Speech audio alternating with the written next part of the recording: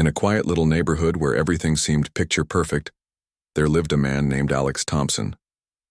His house was one of those homes that made people slow down as they drove by, just to admire how neat and tidy it looked. The green grass in his yard was always perfectly trimmed. The flower beds were bursting with colorful blooms, and the white picket fence surrounding the property gleamed under the sun.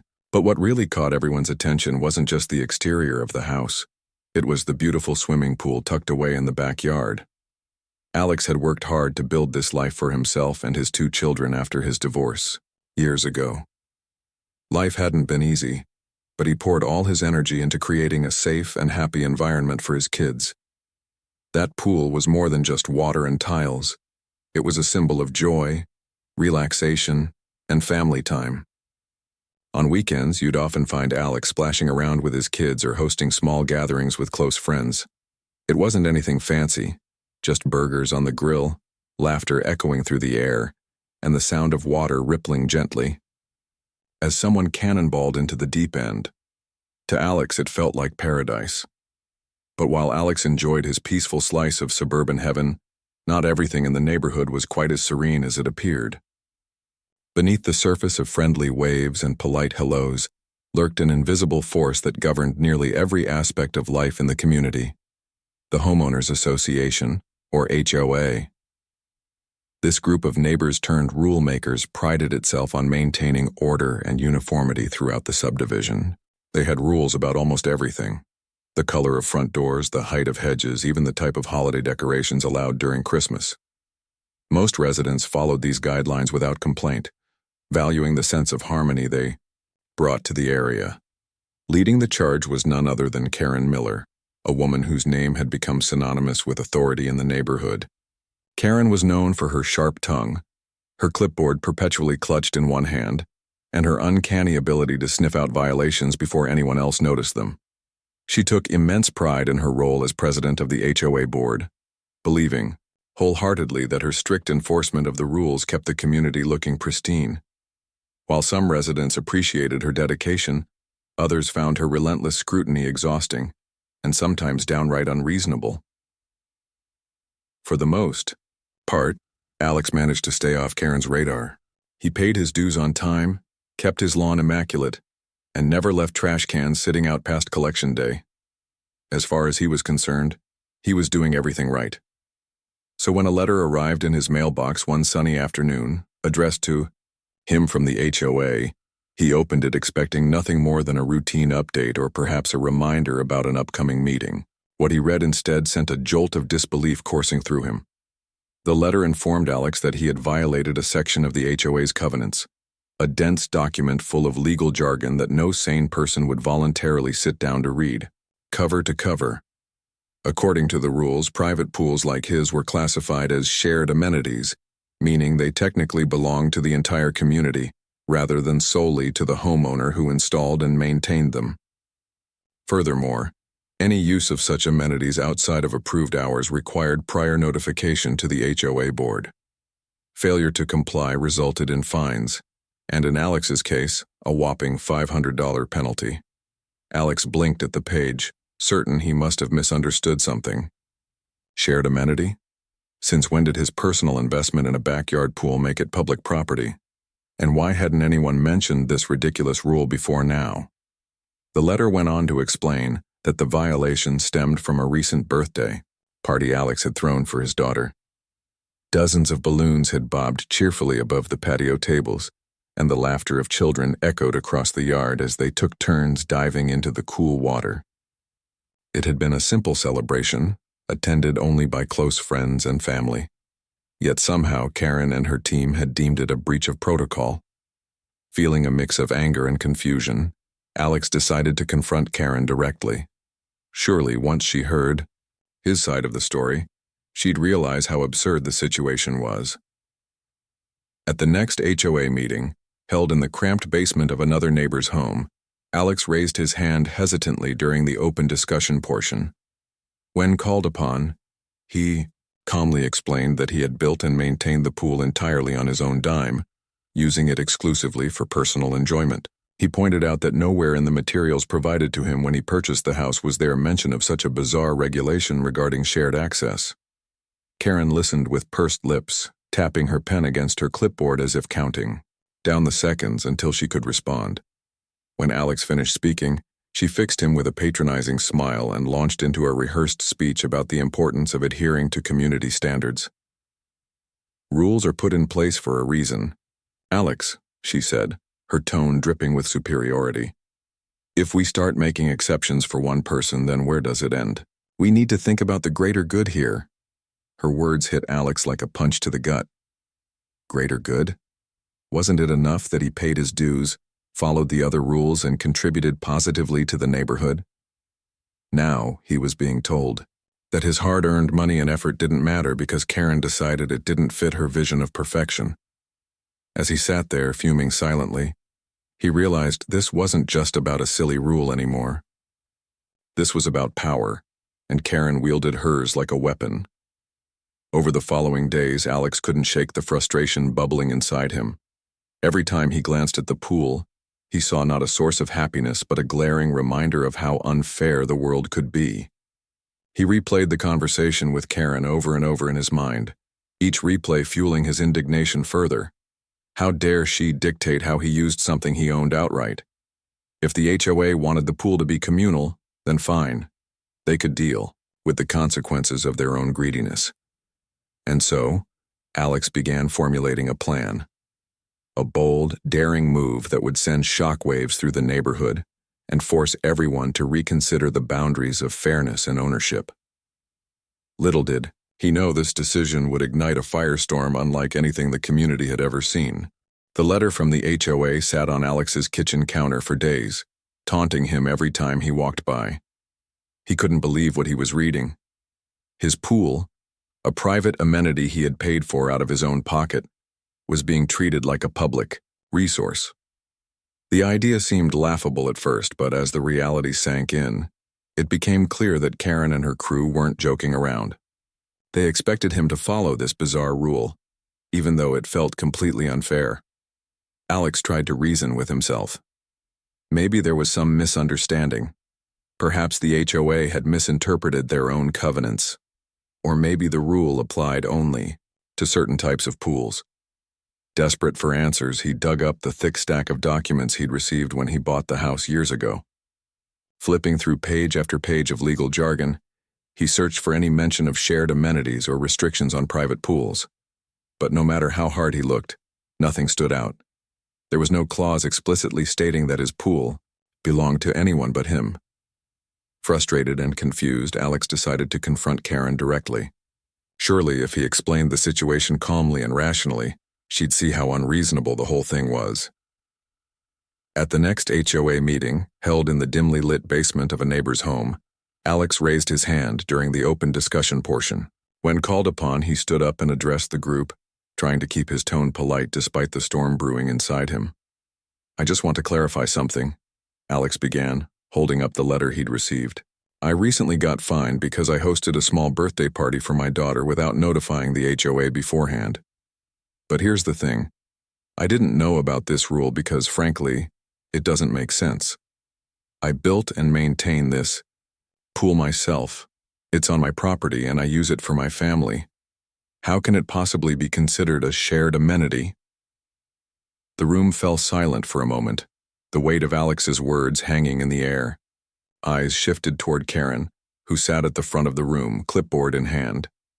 She adjusted her glasses, leaned forward slightly, and gave him a tight-lipped smile before responding. "Alex," she said, her voice dripping with condescension, "I understand your frustration, but rules are rules. The HOA exists to ensure consistency and fairness across the neighborhood. If we allow one person to bend the rules, then everyone will expect special treatment. We need to think about the bigger picture here." Her response hit Alex like a slap in the face. Bigger picture? What bigger picture? All he wanted was to enjoy something he had worked so hard for, something that brought happiness to his children and a sense of normalcy to his life. Instead, he was being lectured by someone who clearly cared more about control than common sense. As the meeting dragged on, Alex found himself tuning out the rest of the discussions. Karen's words echoed in his mind, twisting into something darker and more sinister. She wasn't just enforcing rules, she was wielding power. And not just any power, the kind that made people feel small and insignificant. Alex left the meeting feeling defeated, but also determined. Something had to change. Over the next few days, Alex stewed over the situation. Every glance at the pool reminded him of Karen's smug expression and her refusal to see reason. He thought about appealing the fine or writing a strongly worded letter to the HOA board, but deep down he knew those efforts would likely fall flat. Karen thrived on conflict, and she wouldn't back down easily. No, if he wanted to make a real statement, he needed to do something drastic. Then, one Saturday morning, Karen herself showed up at Alex's doorstep. Without so much as a knock, she marched through his side gate and into the backyard, clipboard in hand. Alex, who had been tinkering with the grill, turned to see her inspecting the pool's chemical levels with an air of authority. "What are you doing?" Alex asked, his voice sharp with irritation. Karen glanced up briefly, unfazed by his tone. "Just checking the water quality," she replied matter-of-factly. "It's part of my duties as head of the amenities committee. You know, ensuring compliance with safety standards." Alex stared at her, dumbfounded. Compliance? Safety standards? This was his pool, on his property, maintained with his money. Yet here was Karen, acting like she had every right to barge in and take charge. The audacity of it all made his blood boil. That evening, Alex sat on his couch, staring at the blank TV screen as his kids played quietly in the other room.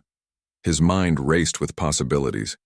He thought about ignoring the fine altogether, letting it escalate until the HOA took legal action. But that felt too passive, too weak. Then another idea struck him, an idea so bold and unexpected that it almost scared him. What if he gave the HOA exactly what they wanted? What if he made the pool truly communal, but on his terms? By Monday morning, Alex had made up his mind. He called a local security company and arranged for a state-of-the-art keypad lock to be installed on the gate leading to the pool area.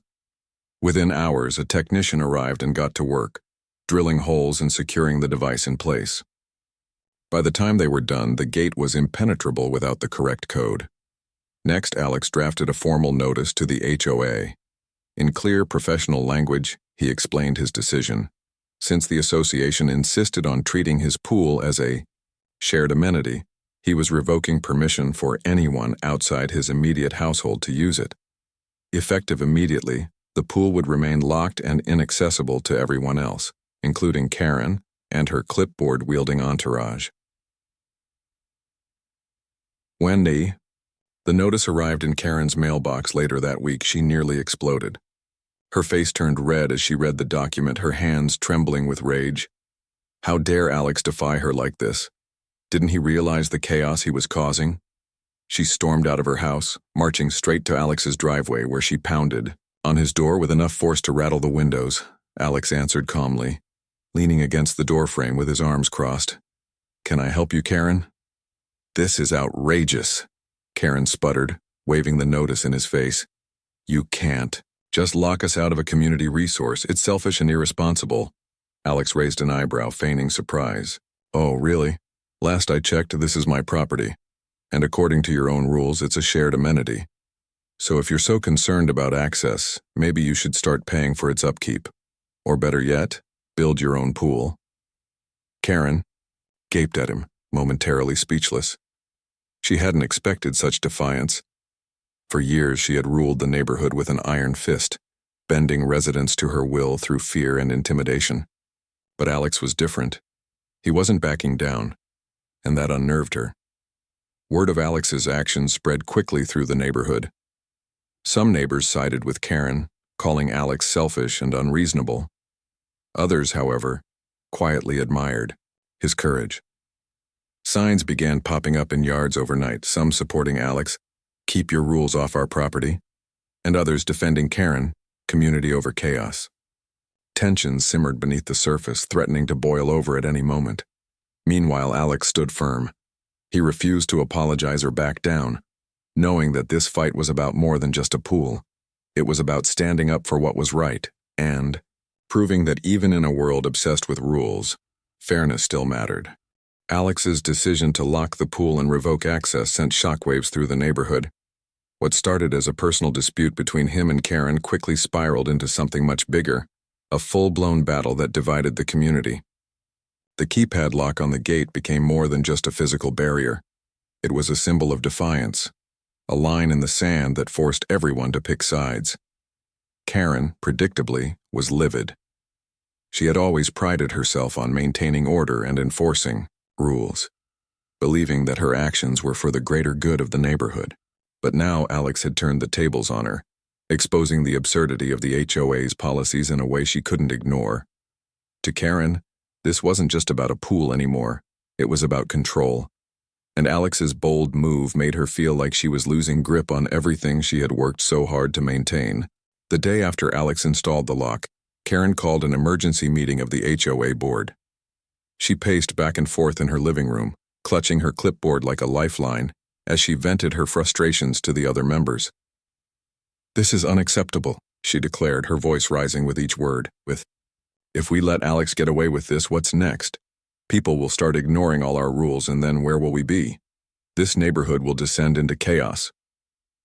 Her dramatic tone struck a chord with some of the board members, who nodded along solemnly. Others, however, shifted uncomfortably in their seats. They knew Alex wasn't entirely wrong. The rule about private pools being shared amenities was obscure at best, and most residents had no idea it even existed until now. Still, no one dared challenge Karen directly. Her reputation for bulldozing over dissenters was well known, and nobody wanted to become her next target. With the board's reluctant approval, Karen drafted a strongly word-room letter to Alex, demanding that he remove the lock immediately and comply with the HOA's regulations. The letter arrived in Alex's mailbox the following morning, accompanied by a thinly veiled threat of legal action if he refused. Alex read it with a smirk, shaking his head at the irony. Here was Karen accusing him of breaking the rules, when her entire argument was based on a policy so ridiculous it bordered on laughable. Instead of responding directly, Alex decided to take his case to the court of public opinion. He posted a copy of the HOA's letter on a neighborhood Facebook group, along with a detailed explanation of his side of the story.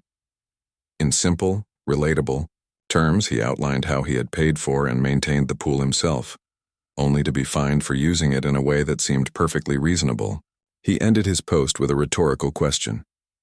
"If my pool belongs to the community, why should I bear all the costs and responsibilities?" The post blew up almost instantly. Comments poured in from neighbors, friends, and even strangers who had stumbled across the thread. Some supported Karen, calling Alex selfish and accusing him of trying to undermine the HOA's authority. Others rallied behind Alex, praising him for standing up to what they saw as an overreach of power. The debate grew heated, with insults flying and tempers flaring. One neighbor sarcastically suggested renaming the subdivision Karenville, while another quipped that the HOA should focus less on pools and more on actual problems, like the potholes on Main Street. As the online feud raged on, tensions spilled over into real life. Signs began appearing in yards overnight, turning the once pristine streets into a patchwork of conflicting messages. On one side of the street, you might see a sign declaring, "Community over chaos," while across the way, another proclaimed, "Keep your rules off our property." Neighbors who had once exchanged friendly waves now avoided eye contact, their smiles replaced by cold stares. Even the local coffee shop became a battleground, with patrons whispering about whose side the barista was on. Karen tried to regain control by organizing a town hall meeting, hoping to present a united front against Alex. But the event quickly devolved into chaos. Dozens of residents showed up, packing the small community center to capacity. Voices rose and clashed as people debated whether Alex was justified in locking the pool or if he was simply being difficult. At one point, a man in the back shouted, "Maybe we should all chip in and buy Karen her own pool so she'll leave us alone." The room erupted in laughter, leaving Karen red-faced and seething. Through it all, Alex remained calm and composed, He attended the meeting but stayed quiet for most of it, letting others argue on his behalf. When someone finally asked for his input, he stood up and addressed the crowd with quiet confidence. "I didn't ask for any of this," he said, gesturing toward the signs and the shouting. "All I wanted was to enjoy something I worked hard for without being told I'm doing it wrong. If the HOA thinks my pool is a shared amenity, fine. But if it's shared, then everyone needs to share the responsibility too. That means paying for maintenance, chemicals, repairs, all of it." His words resonated with many in the room, especially those who had grown tired of Karen's micromanaging. For the first time, people started questioning whether the HOA's strict enforcement of trivial rules was really worth the cost to community harmony. A few brave souls even spoke up, sharing their own frustrations with the association's policies. By the end of the meeting, the atmosphere had shifted slightly, with more residents expressing sympathy for Alex's position. Despite the growing support, Karen refused to back down. She doubled down on her efforts, filing a formal complaint with the HOA's legal team and threatening to escalate the matter to court if necessary. Alex, undeterred, hired a lawyer of his own, a specialist in HOA disputes who assured him he had a strong case. As the legal battle loomed, the neighborhood braced itself for what promised to be a long and contentious fight. Meanwhile, Alex continued living his life as usual. Each evening, he would sit by the pool with his kids watching the sunset paint the sky in vibrant hues of orange and pink. The keypad lock gleamed on the gate, a silent reminder of the stand he had taken. While some neighbors still glared at him from afar, others began nodding in solidarity, offering subtle signs of support. One woman even left a basket of homemade cookies on his doorstep with a note that read, "Thank you for standing up to Karen. We're rooting for you." As the weeks passed, Alex found himself reflecting on the situation. He hadn't set out to spark a rebellion or become the face of a movement. All he had wanted was fairness, a chance to use his property without interference. But in fighting for what he believed was right, he had inadvertently ignited something bigger, a conversation about power, privilege, and the true meaning of community. Whether he won or lost the legal battle, one thing was certain: things would never be the same in the neighborhood again. The legal battle between Alex and the HOA dragged on for months, turning what had once been a quiet suburban neighborhood into a battleground of egos, emotions, and escalating tensions.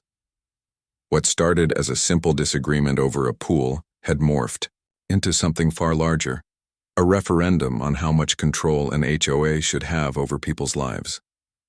For Alex, it was no longer just about his right to use his own property. It was about setting a precedent, proving that even in a world governed by rules, fairness still mattered.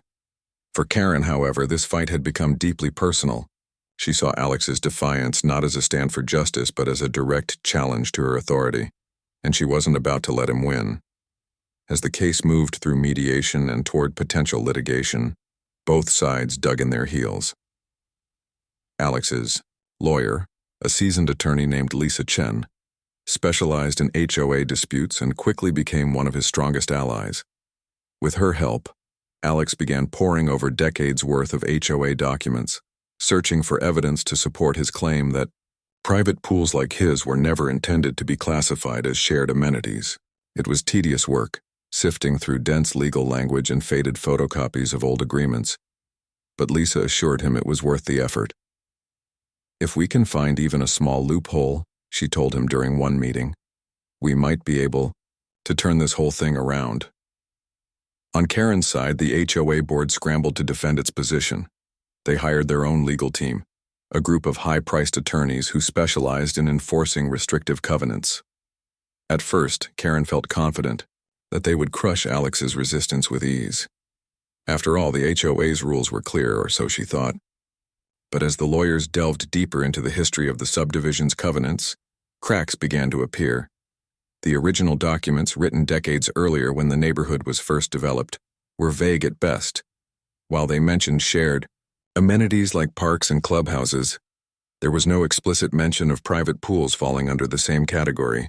Even worse, a clause buried deep within the fine print suggested that any structures built before 2010, like Alex's pool, were exempt from certain regulations altogether.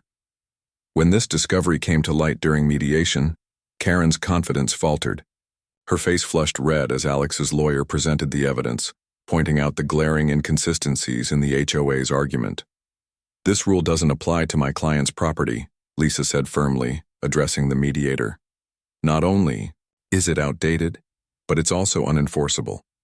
To penalize Mr. Thompson for breaking a regulation that doesn't legally exist is not only unjust, it's absurd." Karen shifted uncomfortably in her seat, glancing nervously at the other HOA board members. They avoided her gaze, clearly uneasy about the direction things were heading. For years, Karen had operated under the assumption that the HOA's authority was absolute, that their rules were sacrosanct and beyond reproach. Now, faced with the possibility that those rules might not hold up under scrutiny, she felt exposed and vulnerable. The mediator, a neutral third party tasked with finding common ground, leaned back in his chair and sighed. "It seems we have a bit of a problem here," he said, addressing the room. "Based on the documentation provided, it appears that the HOA's interpretation of these covenants may not align with their original intent. Before we proceed further, I'd like to hear both sides address this discrepancy." Alex spoke next, his voice steady and calm. He recounted how he had purchased the house years ago, assuming that the pool, a feature explicitly listed in the sale agreement, was his to use as he pleased. He explained how he had maintained it diligently, paying for repairs, chemicals, and upkeep entirely out of pocket. "I've done everything I'm supposed to do," he said, looking directly at Karen. "I've followed the rules, paid my dues, and contributed to this community. All I wanted was to enjoy something I worked hard for without being told I was doing it wrong. If the HOA thinks my pool is communal, then fine. But shouldn't everyone share the cost too? Shouldn't everyone take responsibility?" His words struck a chord, not just with the mediator but with some of the HOA board members as well. One of them, a soft-spoken woman named Margaret, cleared her throat and spoke up hesitantly. "Maybe we've been too rigid," she admitted, glancing at Karen. "This whole situation has gotten out of hand. We're supposed to protect property values and maintain harmony, not create division and resentment." Karen shot her a sharp look, silencing her immediately. But the damage was done. The cracks in the HOA's united front were starting to show, and Alex could see it. He pressed his advantage, asking pointed questions about the fairness of the HOA's policies, and challenging Karen to justify why homeowners should bear the burden of maintaining so-called shared amenities on their own. Each time she tried to respond, her answers grew weaker, more defensive. By the end of the session, it was clear that the tide was turning in Alex's favor. Outside the mediation room, news of the HOA's shaky legal footing spread quickly through the neighborhood. Residents who had initially sided with Karen began to waver, questioning whether they had backed the wrong horse. Signs supporting Alex multiplied, popping up in yards across the subdivision. Even some of Karen's staunchest allies started distancing themselves from her, fearing association with a losing cause. The neighborhood Facebook group, once a hotbed of vitriol and infighting, transformed into a forum for thoughtful discussion. People shared stories of their own frustrations with the HOA, from unreasonable fines to nitpicky inspections. Slowly, but surely, the narrative shifted, with Alex emerging as a reluctant hero standing up to an overzealous bureaucracy. For Karen, the unraveling of her carefully constructed empire was unbearable. She spent sleepless nights pacing her living room, replaying every decision she had made since the dispute began. Had she pushed too hard? Been too rigid? She had always believed that strict enforcement of the rules was necessary to preserve the integrity of the neighborhood. But now, faced with mounting opposition, she wondered if she had gone too far. Her phone buzzed constantly with messages from panicked board members and angry residents, each one adding to her growing sense of dread. At the next HOA meeting, held in the same cramped basement where the drama had begun, Karen struggled to maintain her composure. The room was packed, with neighbors craning their necks to get a glimpse of Alex, who sat quietly in the back row. When it was her turn to speak, Karen stood up and addressed the crowd, her voice trembling slightly. We "We may have made a mistake," she admitted, her words barely above a whisper.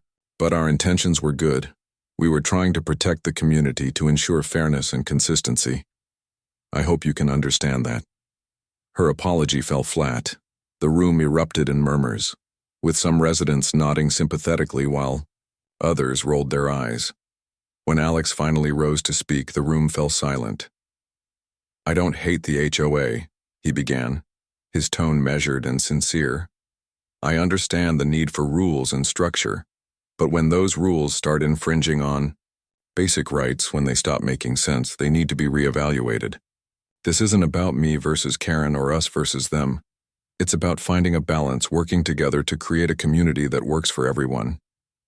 His words earned a round of applause, a rare moment of unity in a neighborhood that had been bitterly divided for months. As the meeting adjourned, several residents approached Alex to shake his hand or offer words of encouragement.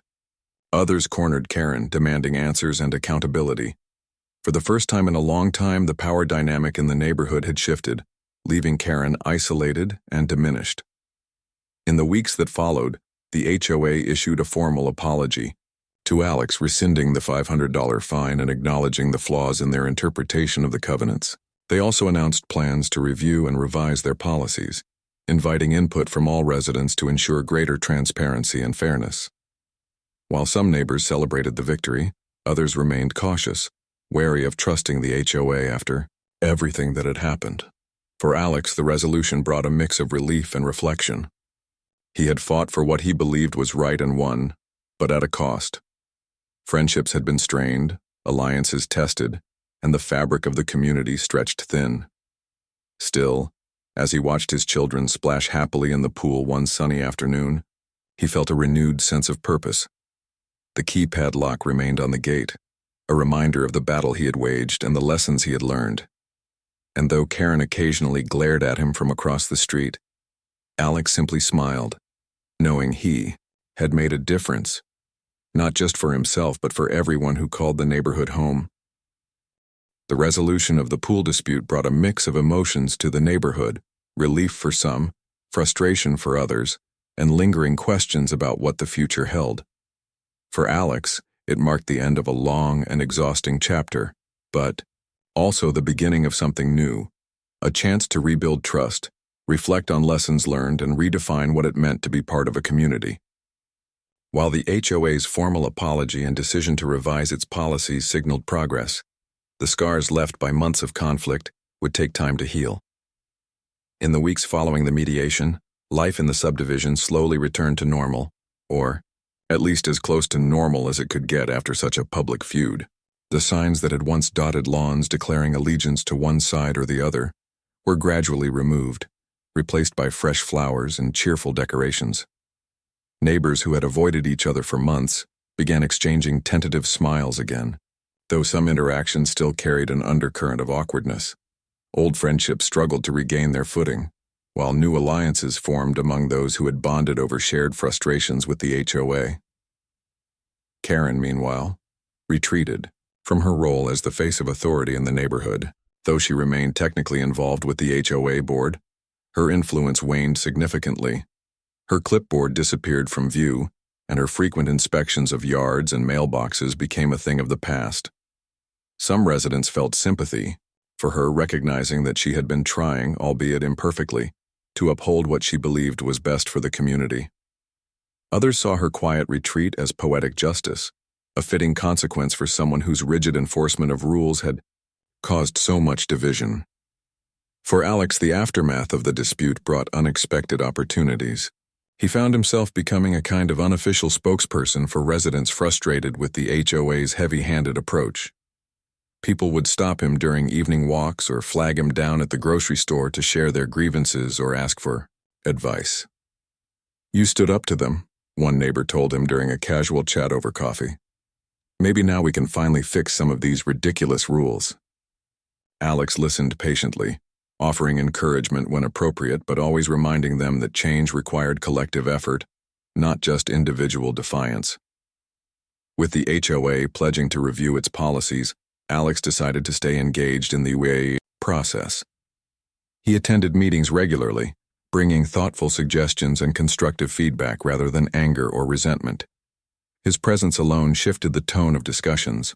Board members who might have dismissed similar input before now listened carefully, aware of the backlash they risked if they ignored reasonable concerns. Slowly but surely, small victories began to pile up. Outdated regulations were revised, overly strict enforcement practices were relaxed, and communication between the HOA and residents improved. One of the biggest changes came when the HOA proposed creating a resident advisory committee, a group tasked with providing input on major decisions before they were implemented.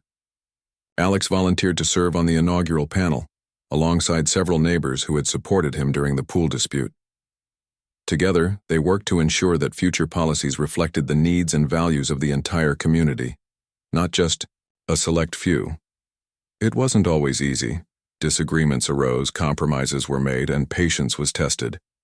But through it all, there was a growing sense that the neighborhood was moving in the right direction. As summer approached, the tension that had once hung thick in the air seemed to lift, replaced by a renewed spirit of camaraderie. Families gathered for block parties, kids played tag in cul-de-sacs, and laughter echoed through the streets once more. Even Karen made a brief appearance at one of the events, awkwardly clutching a plate of store-bought cookies as she mingled with neighbors. Whether out of genuine remorse or a desire to mend fences, her efforts earned cautious nods of acknowledgement, but no warm welcomes. Time, it seemed, would be the ultimate judge of whether forgiveness was truly possible. For Alex, the highlight of the season came during a 4th of July celebration hosted at his house. In years past, he had kept the event small and intimate, inviting only close friends and family. This year, however, he decided to open it up to the entire neighborhood, and a olive branch of sorts extended to anyone willing to accept it. To his surprise, nearly everyone showed up. Tables groaned under the weight of potluck dishes, music blared from portable speakers, and fireworks lit up the night sky as neighbors laughed and danced together. Standing by the pool, watching his children play with kids from across the street, Alex felt a deep sense of satisfaction. The keypad lock on the gate remained in place, a silent testament to the battle he had fought. But tonight it didn't feel like a barrier. It felt like a reminder of how far they had come. When a neighbor jokingly asked if they could dip their toes in the water, Alex smiled and shook his head good-naturedly. "Not today," he said with a wink, "but maybe next time." The crowd chuckled, and the moment passed without resentment. It was a small gesture, but it spoke volumes about the shifting dynamics in the neighborhood. Trust wasn't rebuilt overnight, but it was growing. One conversation, one shared meal, one act of kindness at a time. Looking back on everything that had happened, Alex realized that the fight over the pool had been about more than just fairness or property rights. It had forced everyone to confront uncomfortable truths about power, privilege, and the delicate balance between individual freedom and collective responsibility. It had exposed flaws in systems that had gone unquestioned for years and challenged people to imagine a better way forward. And while the journey had been messy and painful, it had ultimately strengthened the bonds that held the community together. On quiet evenings when the sun dipped below the horizon and the world grew still, Alex often found himself sitting by the pool with his kids, reflecting on how much had changed. The keypad lock gleamed softly in the fading light, a symbol of defiance turned into a symbol of resilience. Across the street, Karen's house sat dark and silent, her absence noticeable yet unspoken. Somewhere along the way, the woman who had once ruled the neighborhood with an iron fist had become a footnote in its history, a cautionary tale about the dangers of unchecked authority. Alex didn't hold grudges. Life was too short for that. Instead, he chose to focus on the positives. The relationships repaired, the lessons learned, and the hope that tomorrow would bring even greater understanding. As he watched his daughter cannonball into the water, sending a splash arcing high into the air, he smiled. The pool was more than just a source of joy. It was a reminder that sometimes standing up for what's right isn't just about winning. It's about planting seeds of change that will grow long after the battle is over. And in that moment, surrounded by the sounds of laughter and splashing. Alex knew he had done exactly that.